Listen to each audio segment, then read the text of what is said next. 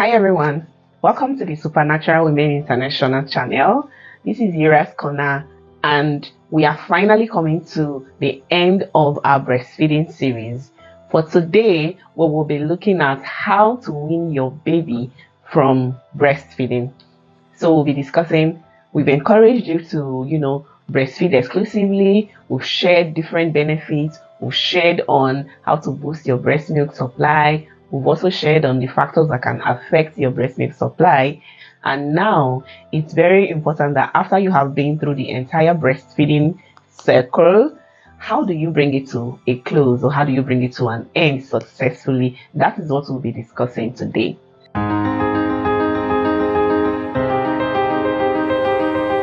So, weaning your baby from breastfeeding happens in two phases. The first phase is when you have breastfed exclusively for the first 6 months, and then you transition into complementary feeding. And then after you have completed the cycle of breastfeeding entirely and you are stopping breastfeeding completely, that's like the second phase. So WHO recommends that mothers exclusively breastfeed babies for 6 months, and then after 6 months you introduce complementary feeding, which involves introducing semi-solids, to the baby, and then gradually introduce them to all the flavors in the world until they start eating other foods, while you also continue breastfeeding at the same time.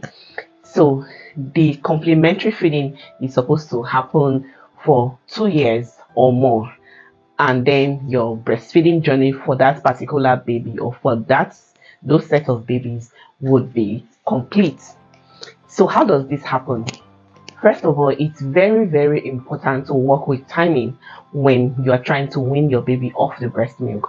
When it comes to the first phase, it's almost pretty much easy, although there are some people that find 1 or 2 difficulties on the way, in the sense that I've heard stories of babies rejecting food, being a bit more dependent on breast milk. That may not have been my experience because my baby transitioned easily to complementary feeding, and that's like the most predominant reports around, right? So most mothers I know that exclusively breastfed have no difficulty introducing semi-solids to their babies and also other foods, because somehow it seems like exclusively breastfed babies end up to be foodies because they already love food, they love food, and then they easily transition to complementary feeding. But whether or not it's going to be a challenging time for you, it's very important for you to work with timing and take things very slow.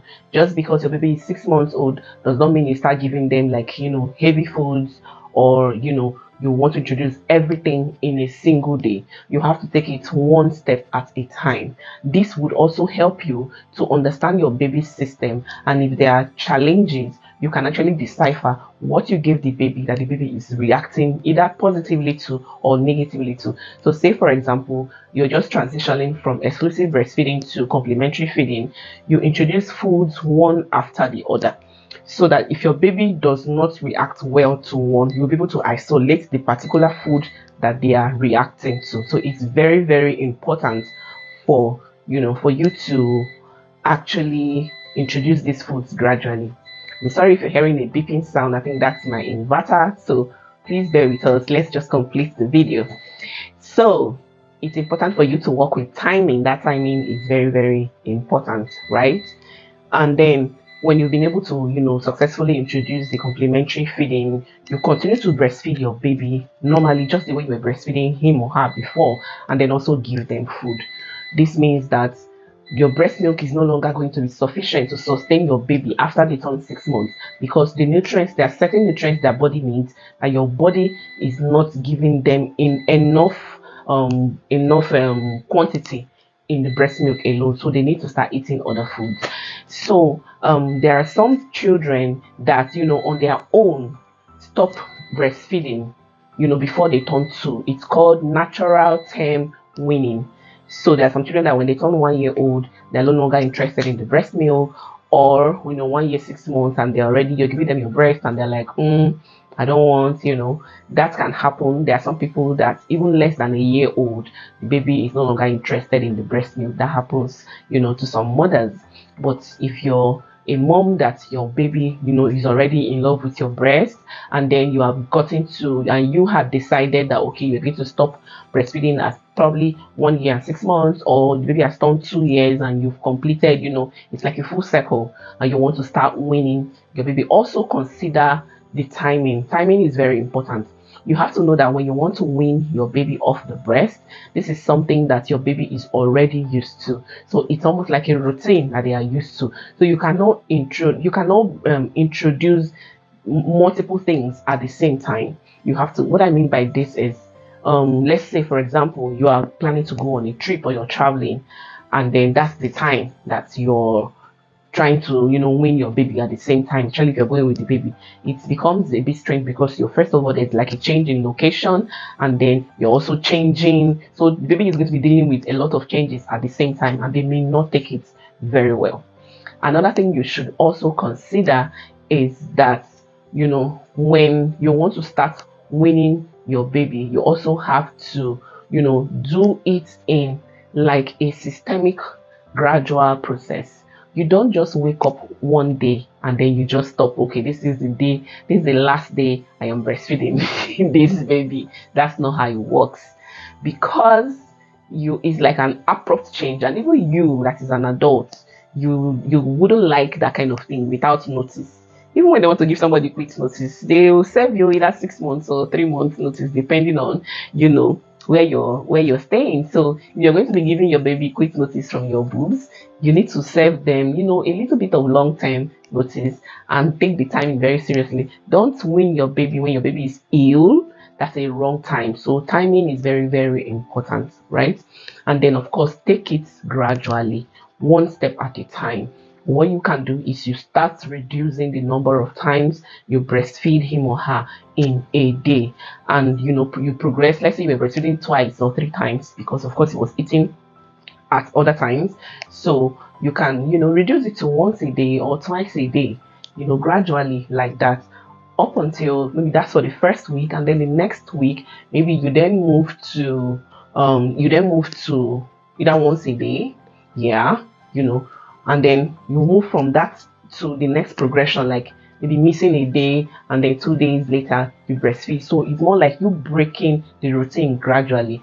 How this helps is, first of all, the withdrawal doesn't come as a shock to your baby, first of all, and then secondly, it also doesn't come as a shock to your body. Remember, your body was producing according to demand. So what you need to do is to gradually start reducing that demand, so your body naturally starts reducing the breast milk production. You get the gist now? So yeah, this is also one way to prevent that whole fear of engorgement that fear of engorgement that people get to experience because of stopping breastfeeding abruptly, and all that, because already your body was still in the hyper production level, and then you just stopped breastfeeding. You didn't take it gradually, give your body time, space it for like maybe let's say 6 weeks or 2 months, to gradually start reducing your breastfeeding timing and all that, and then gradually your breast production will go down until when finally you stop breastfeeding, and then everything will be fine. You will not have any pains. You won't develop metastases and have any issues with your breast. Right now, it's also very important for us to look at the fact that it's not easy to wean your baby. For some of us, we use breastfeeding as like a reward, and then we also use it to pacify our babies, like when he or she is crying, and then you just put them to breast and that solves the problem. So what you need to do is to start exploring other ways of pacifying them. Yes, because it's going to be a challenge. If that was one of the challenges for me, so I have to gradually start, instead of he's crying or something is triggering him, I'm like pulling out my breast. I have to now start talking to him. Sorry, what happened? Don't nobody should disturb this boy. Why are you disturbing this boy now? Come, let mommy hug you. Mommy hugs you.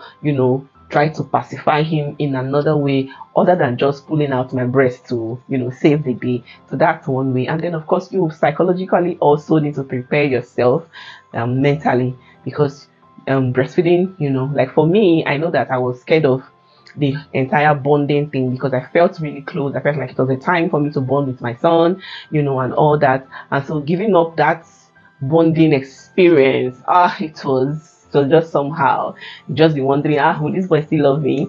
And then you felt like it's what made you special because every other person, takes care of the baby, but what made you special as a mom was because your baby actually depended on your breast for existence. And now it's almost like so I'm going to just become like every other person, nothing special about me anymore, that kind of feeling. So yeah, that can happen. So you need to mentally prepare yourself, like this is something that you needed to do and you have accomplished it. You are a hero. You've done valiantly well. You have saved your baby, you have groomed your baby, you've nurtured your baby, and now it is time for your baby to move on to the next phase of their life, and you also move on to the next phase of your life. So yeah, so these are the things that little complications here and there that can affect your winning your baby. And just in case in the process of your winning your baby and you experience a bit of engorgement, and you're trying to deal with that, what you can do is to take some cabbage leaf, cabbage, put it in the freezer, and then you put it in on your breast, in your bra. It will help to relieve you of the engorgement pain, and then everything will be fine. So yeah, so that's the gist of how you can wean your baby off breast milk. So are you a mom that has already weaned your baby, or you're looking forward to it? Please let's know what your experience has been like, or what are the stories that you have heard. What are your fears? If you're a breastfeeding mom, what are your fears that you have concerning weaning your baby when it is time, right? So thank you for your time, and of course I will see you in the next video. Bye.